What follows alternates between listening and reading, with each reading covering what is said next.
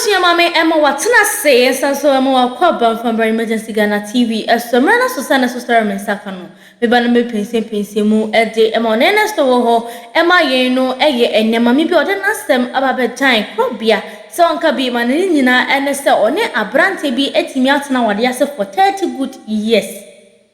mfie no aduasa ya kire se metimi awo mamu miensa we na abrante se na wakogi loan na sa mami enim we na enye na kire se loan so enimra so otua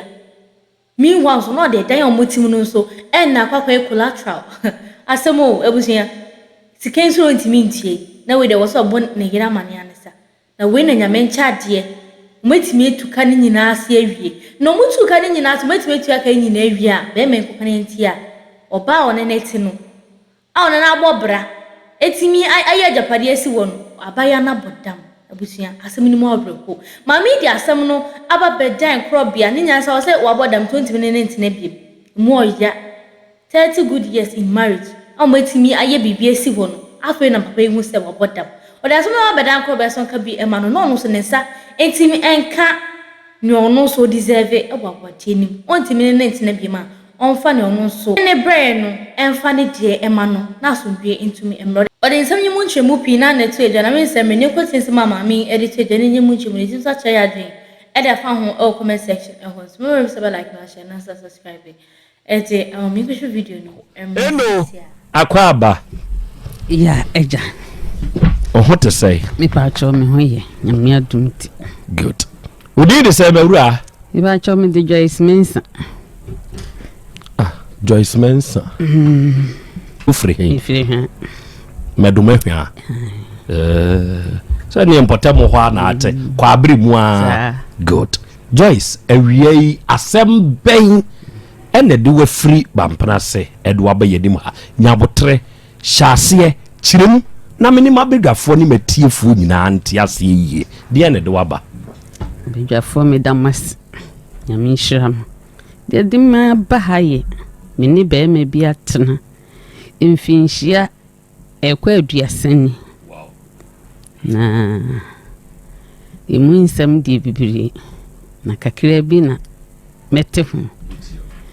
kakra ameka eni se eye japade obamprase isi dan eho na ne etie eboye mbra ti o ma no mo ewo hodie wo munim bra niku bamprase de onye hoho ni din no ai okay bamprase ani friend bra niku enna abrabo no ebo na edie kupie techiman enti techiman ni mu enna onni di ka ko e na obefa me ko e ti ne ho nso ye kosto ewo techiman na eho kosto ni e friend Yesu dia eni techiman udu o ka se Yesu dia bia enim no okay ti abrabo ne bona kosto ni mu wokofa eniema bi enam bi na nam na spy ema yeboka yeboka ni mu no emu a na mehu se enkrofo bi ba ifie etim ahomachi no mabebopum ewo techiman ho enti da kro na mbisanse na brei na no obae na so obae na ade oso na sembi no ne mebekai na me de mi jai ti da foforo no asan ba obae na me kuru ni ho na mbisanse bra eno a obae na no obae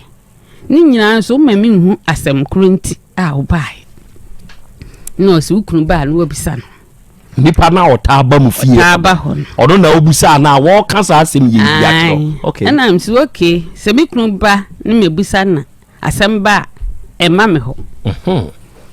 ena afi onu a me de pem ni sa na wantimi anko na oba na osi asem e wo ho ne se ukunu beje ebosia wo kasman rural bank e wo techiman fo di omuni ana msisa niskano ayaka eno na ma de bia me ba ana msi ene emekura so nkan kirem na no ba ha kura me bisa na wo se wo ne wo ntemasem ti wankan kirem Enti mi kunu na abai na mi bisa ne se ibra na no obai na so san bai no obai no edi asem pa na wo ne ntem oso nya asem bia na mi bisa no no wo se wa beje bosia ama bosia na yeka ansa na mi kunu be wa ya nimu aka kire me se ai okwaje bosia wo mhwe na odi kofa enam begu ehonum no ena ayeka nti yedan yesi ni kumase ansa ne yekọ techiman no eno no odi guarantee nti ebansa na bangefo no pese omoton dan no oso omso kotonwa ombebo ndonkomi nti hono na obefre me ne me matnase aka kire se efie no no odi kwa guarantee o kwaje bosiande minim ho hwe mene me mai nim ho hwe ne ba aka de ene o cheye tenase e ka kire so the fie ne ko guarantee bosiano okay ai nim hwe nti e ba ne sa no ene e ma de ni sun ene mi sun pa nso ne nya koba eja abrabo oba edu baabi abehwe ase baabi anu wasori tim de manfa anyase emma eprin so eneja okoton fie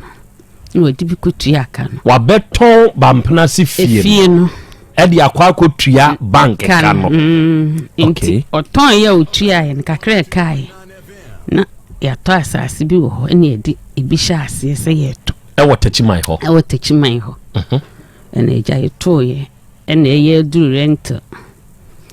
enti menene wo ho abrabom na satam abrabo ni mayeten ene na meton abeli etitachiman a free cold store na be ya abeli ton aw ya betene fie be menye dwuma na chese e wo se oba me keka me timi me de ya abeli ton na me san yeso yamak na me san achi atwum mo ka ho ti edu awia na me de nam schools ne jakakra kakra min ho ntokwa baye ntama mi kunu ene min asam kakra bi ho ne min tokwa ano dindindi ene obi aboafu obi atene baabi di mitim baabi a mehwe ne minua wo ya frɛ me sister na wo he ana so mi wo tachima mi wo fie o se ukuna frɛ se wa bodam o se oni nam krum ho ai krakrakrak wo so mu enye yi nam se me mabodam ene se mabodam nam se ai san wa frɛ aka kire nam se ene fe na ba ko asan ya frɛ on so the same thing work nam ko bi san se eje niko wono afrɛ mi ni am se mabodam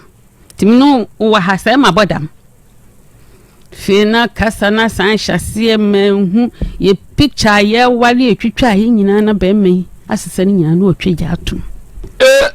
wa bodam ni moma ntwegya antum ono no mo dam no akotwegya ato ma ware pictures bu etwitwa picture bi a me ne twa me ne ewo ho bia odigya atum oi tie ye na me ye na na chese wo mpemani mahwe bia wo twagya to me no mienu picture bia mu de na chese aware no se wo gu no na mi ti hono ana afei fridge a meton mu abere no wo so ne toye me mabere fridge ni fe niema papa yi o sisa ne niema nyina na me so me sha ase se me so me boa me niema egu na me so boa me niema no gu na me yen se abere ni de meyi akwa akotom na me de ne fridge aman fridge ni de omfa na meyi abere na mkoton ye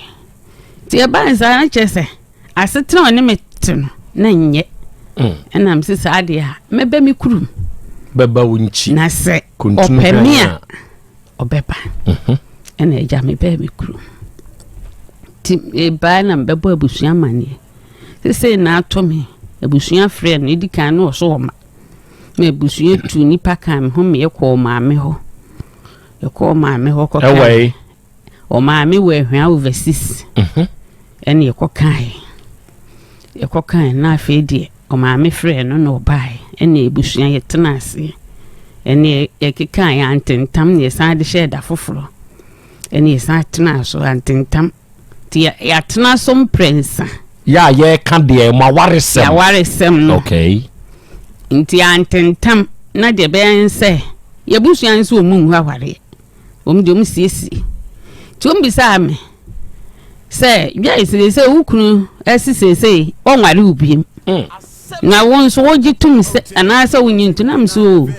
mi de mi kunu no enti so onu nso agya mi de mi kunu no bisa onu nso o se onu de wontimi ntoaso bi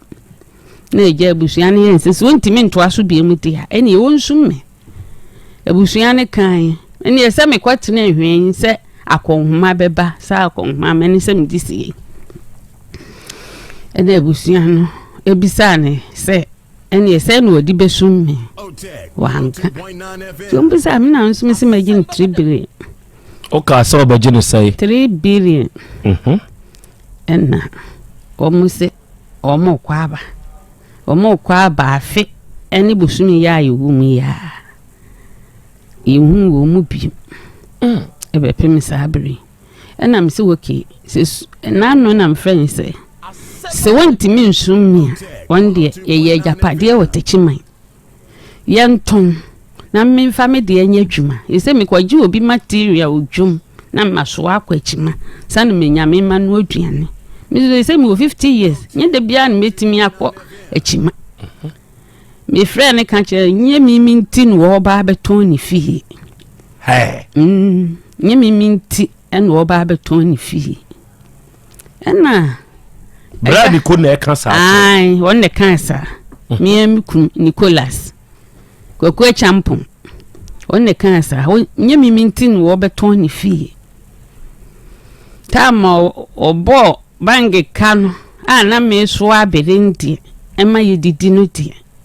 ene anye wanka asam no ankyere me ne ba se oso wagya me ne de ye wo yanton nam so nya bi mfa nye madwuma ndi wo se nya mimi nti ene wo ba beton ni fie ti ebedwafo na awie yi enna mese me de ba me ka obi a mesusu hu a kire ne se woni ne nkase bi umfre ne kura womfa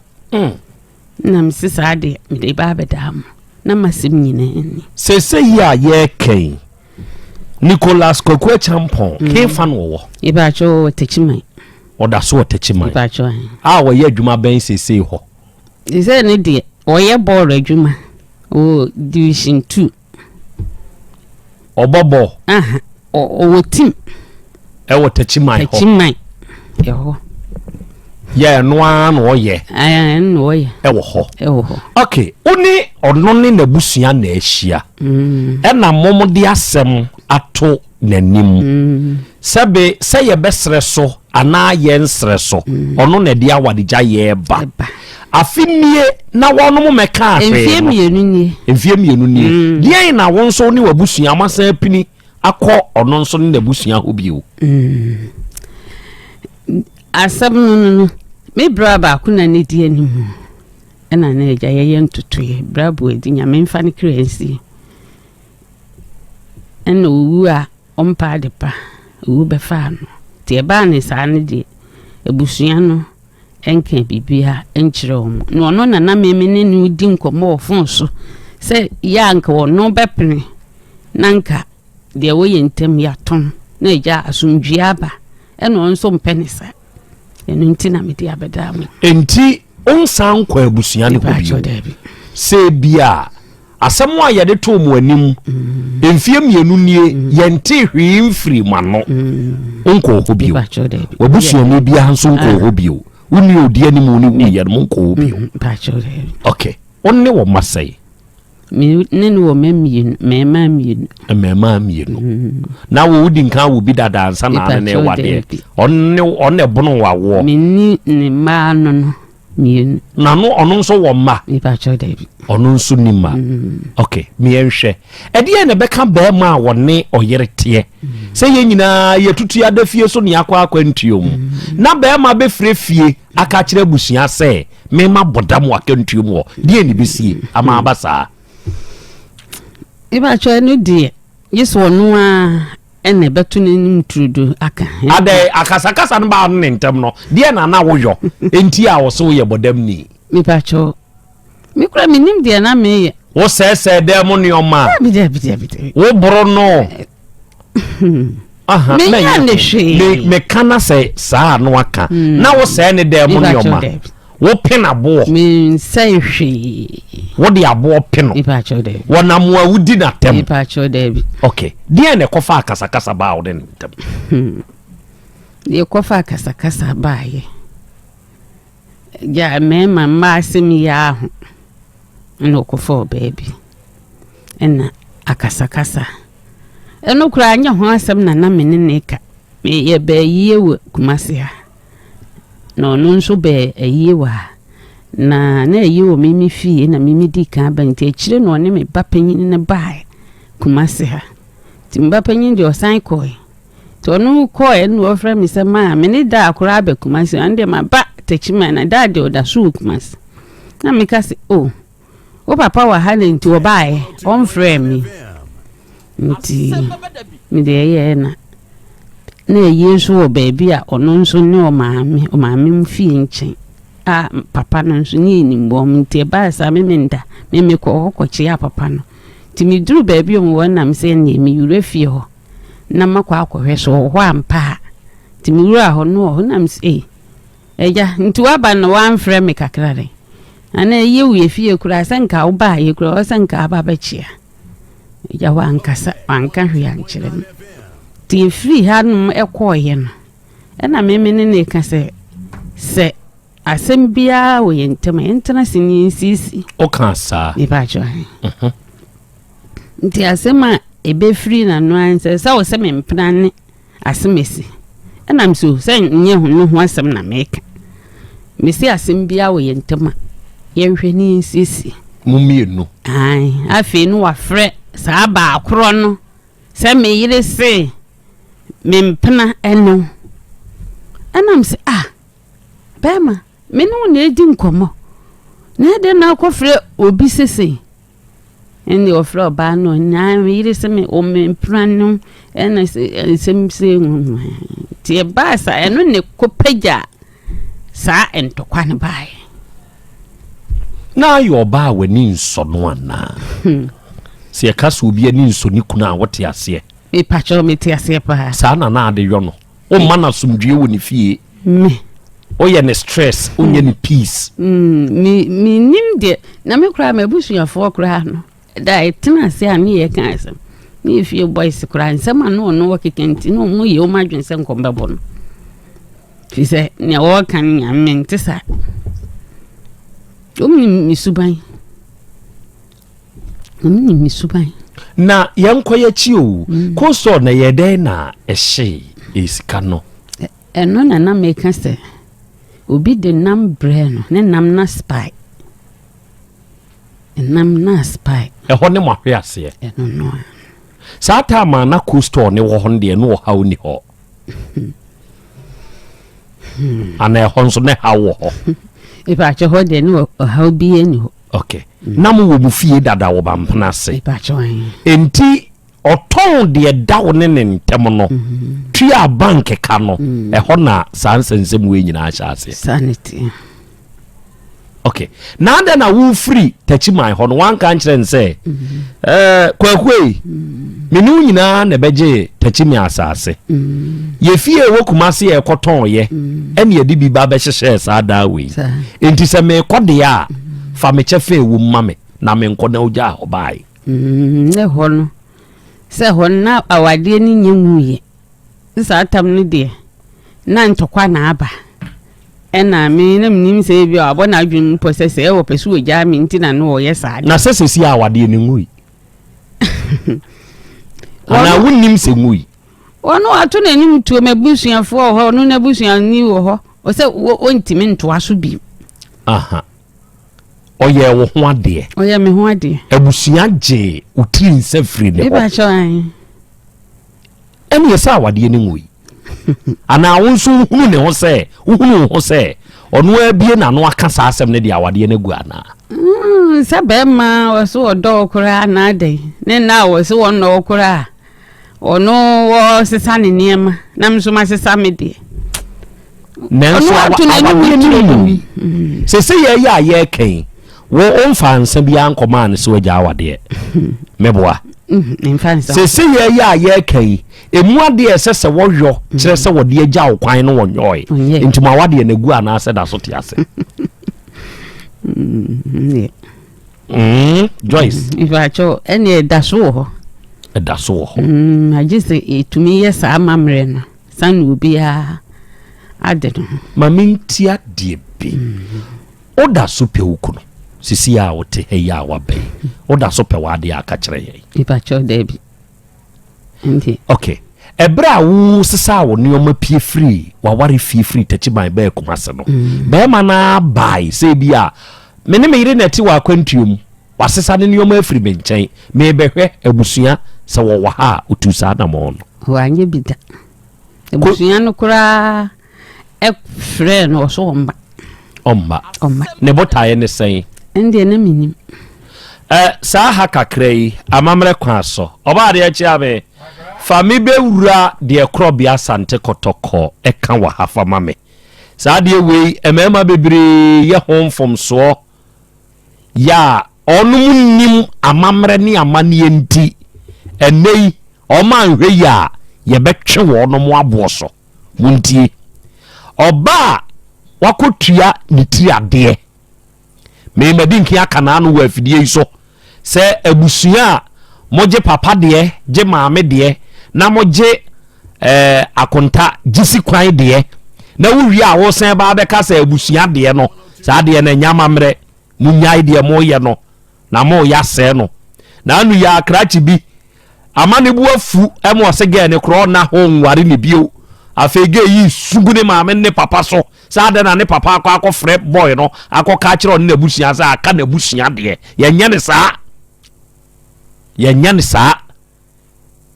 wode mimi dimi nu adwiri kwama ware ye wo papa fam ye wo maame fam papa woje a eno na wonso ni wabusua mo che untumi fa badwafo nyankura ye che ne oma wo abadwafo nko ayo ye nye no eye oba ne kunu de ye be decide ni akase eto de bia ha de owo bie kura pa obeche iPhone de wo bie pa wo beto tonnioma e wodi ye titire de acheche abadwafo nyina sabe enka atete me na na penso bra na enkomo wo ba be ware me maame amre ntaa manches ana yaji na nkonta de ye cheche manches de ma abadwafo amamre na afedi ayira yetumi cheki hoda ebi wo ho abo ni aye plastic ayi picture ni ade ato ho bi wo ho cap se di afedi mo pesa mu ba be gina so ede no nso ba be wuram se gaje maame fam papa fam entoma mpaboa nom ne ade ni nyina side and side ankontafo de yaje awie ni asa aka de ato so se aka abusua de ye nyane sa enya mamre okay enti obo se be manu abefa ba ya no waya mamre ni amane e kire se ye ne yira wode na konifie in this case ombo wa kwantuom ena be ma wuni fie waba na wahunu se oyiri ni na wari fie amamre kwan so de na wo be ma ne se oye fa ye kusku ansa akra me da se se ekoba ni sa se woni oba tukwan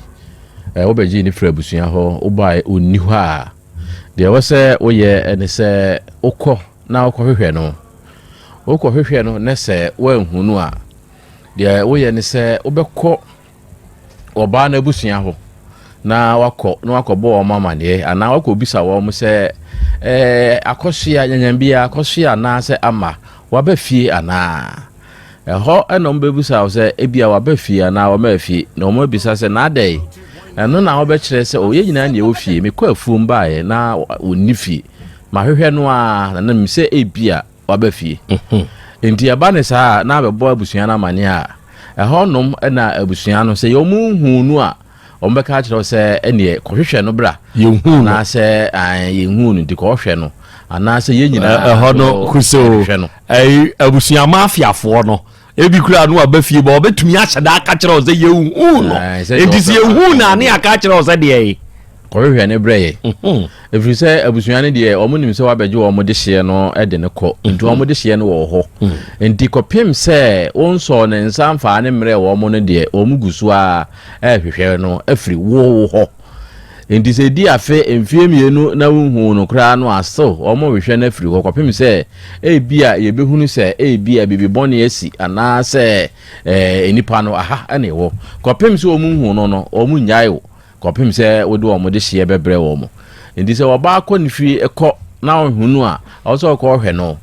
empo ɔkra wo sɛ magyae awadeɛ me kɔ fie mpo a ɛwɔ sɛ wo bɛrima no still wotsa so ti so ɛba fie bɛhwɛ sɛ ampa ɔkra me sɛ wɔba na mebɛhwɛ sɛ wabɛdura ɛhɔ na abɛdura amane a ɔde bɛbɔ wɔ mo no ɔmo bɛka akyerɛ wɔ na nso waka wo de akyerɛ no na afei deɛ wahunu sɛ ampa awadeɛ no afei deɛ ɔbaa ne so wɔnwale bio disa abusuafoɔ ni tunufo na so ɔmo so ɔmo mpene deɛ ɛne abusuafoɔ ne momfa mo adeɛ na ɔde wɔn adeɛ ama wɔn mo na nyɛ sɛ ɔba na wunhu no a ɛno ano no ana wa crowd sɛ megya awadeɛ nti ɔkɔ na nso so watena ase da bi ɔso ɔde ama amaneɛ ɛbɛbɔ abusua no meda se wɔ hɔ saa deɛ Joyce Nicholas Kwakwa Champon oye bi adna me pacho de bi wa nye bi nanye dien pa pote na waba ya wotiwe na wode aye ne ntie ma ne yes ade no me pacho me de minim adekro pam de ye no so ba abusua ni mu no abusua bi science aware yegu nkuro nti omo me charge asama o kan se mimu ade na abusua se omu ade a kyirem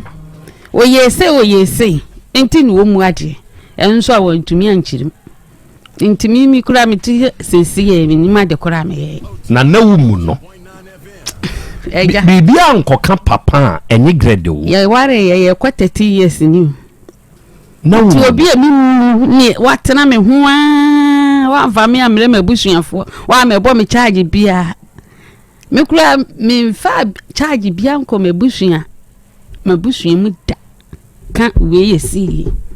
obi ante ma ware se me mabusua mu da sese die ne hia unti a waba na nakro biare na bedwafo ani gun me pa bi cho de me baaye de ntia ma me baaye ne se aware an a good 2 years ni oso onware ontumi nware me piem ene ye japade e wa ha waton e de atuaka de ka ye nso ye de sibi wotachiman enti ye de sibi wie ye no sese aware na gu yankoton saade no na mesumi nya bi mfa enya adwuma na mesumi nya bi enidi eno wo se enya mimi nti no wo ba beton na sa ni fie enti enu nti na me de abeda mo eja se mo moame